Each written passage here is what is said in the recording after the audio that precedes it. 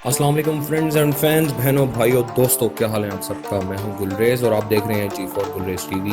इस वीडियो को पूरा देखने वाले को, लाइक करने वाले को, सब्सक्राइब करने वाले को इनाम के तौर पर मिलेगा पेट्रोल पेयर। दोस्तों। आज की वीडियो हमारी साइंस से रिलेटेड है, क्योंकि इंसान ने साइंस की मदद से क्या क्या चीज़ें ईजाद कर ली और उन चीज़ों से इंसान कुछ ही वक्त में बहुत सारा काम कर लेता है।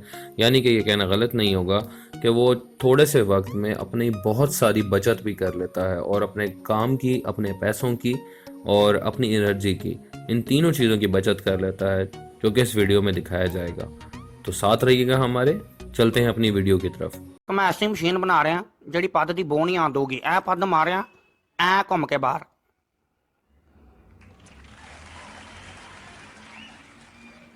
ऐ पद वजा आ गई पाओ, आ गई घूम के, जिन्ने मर्जी पद मारो सारी दिहाड़ी।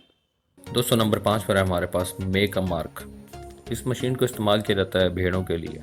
इस मशीन का इस्तेमाल चंद खास किस्म की भेड़ों पर किया जाता है, ताकि ज़रूरत पड़ने पर उनकी सही से निशानदेही हो सके और उनको आसानी से पहचान लिया जा सके। क्योंकि ज़्यादातर भेड़ें दिखने में एक ही जैसी होती हैं, तो इसीलिए इस मशीन की मदद से उनके ऊपर निशान लगा दिया जाता है, ताकि उन्हें आसानी से बवक्त ज़रूरत तलाश कर लिया जाए।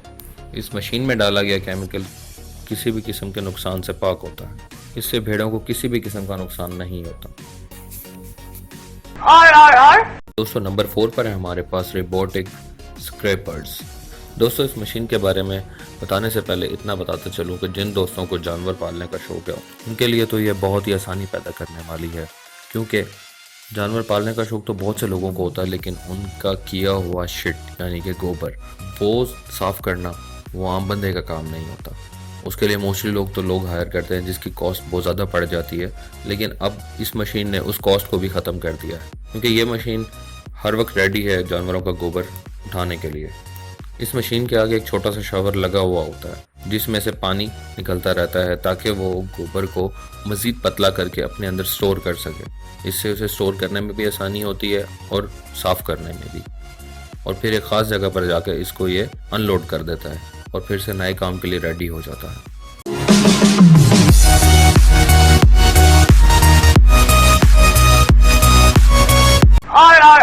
नंबर 3 पर है हमारे पास बोपा। इस मशीन को बनाने का मकसद ये है कि जैसे हर लोग मुख्तलिफ मिजाज के होते हैं, इसी तरह जानवर भी मुख्तलिफ मिजाज के होते हैं। कुछ जानवर फ्रेंडली होते हैं, जो आसानी से आपकी बात मान भी लेते हैं, और कुछ जानवर बहुत ज़िद्दी होते हैं। तो उन्हीं के लिए ये मशीन बनाई गई है, ताकि उनको आसानी से काबू में रखा जा सके। दोस्तों, इसको इस्तेमाल कुछ इस तरह किया जाता है कि भेड़ को एक तरफ से इस मशीन के अंदर से गुजारा जाता है और दूसरी तरफ से आगे दीवार होती है, जिसकी वजह से वो इसको क्रॉस नहीं कर पाती और वहीं पर रुक जाती है। और फिर इसको वहीं पर लॉक करके इसको 180 डिग्री के एंगल से पूरा घुमा दिया जाता है।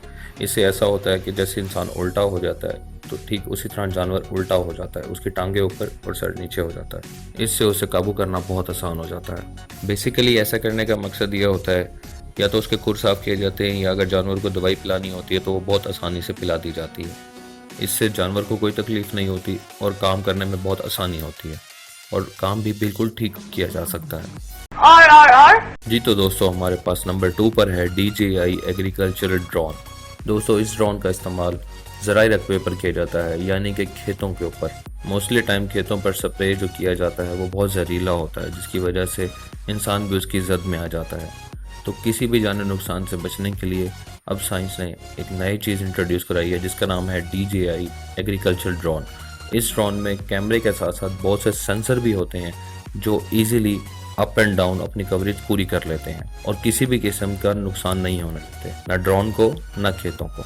और इस ड्रोन में डे एंड नाइट दोनों वक्त काम करने की काबिलियत मौजूद है। ये ड्रोन मैदानी इलाकों के साथ साथ ऊंचाइयों पर भी कामयाब है, क्योंकि बाज़ वक़्त ऐसा होता है कि कुछ खेत ऊपर लगे हुए होते हैं, तो इसके सेंसर जो कि ऑन होते हैं, उनकी मदद से ये ड्रोन खुद ब खुद ऊपर हो जाता है, जो इसकी एक फ़िक्स हाइट खेतों से ऊपर की जाती है, यानी कि 1 से 1.5 फुट ऊंचाई। ये अपनी उसी ऊंचाई को मेंटेन रखता है। फिर चाहे खेत ऊपर हो या नीचे हो, ये ऑटोमेटिकली ऊपर नीचे होकर उनके ऊपर क्लियर स्प्रे करता है और कीड़ों का खात्मा करता है। दोस्तों, नंबर 1 पर है हमारे पास रूट AI मशीन।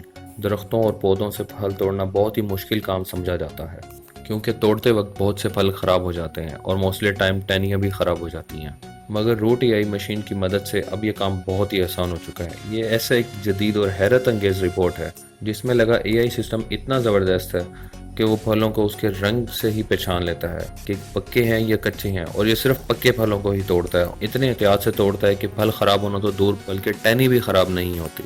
ये रिपोर्ट बड़े फलों के साथ साथ छोटे छोटे फलों को भी तोड़ने में कामयाब है। इसका एआई सिस्टम इतना अपग्रेड और इतना स्पीडी है कि वो रात के टाइम भी बिल्कुल ठीक से अपनी निशानदेही करता है, यानी कि रात के टाइम भी वो कच्चे फलों को नहीं तोड़ता, सिर्फ पके हुए फलों को बहुत एहतियात से तोड़ता है।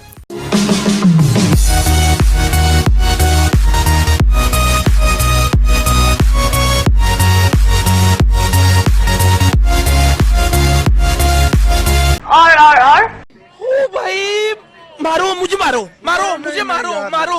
नहीं, ये मजाक हो रहा है, एक सेकंड यार, मजाक हो रहा है। Like video,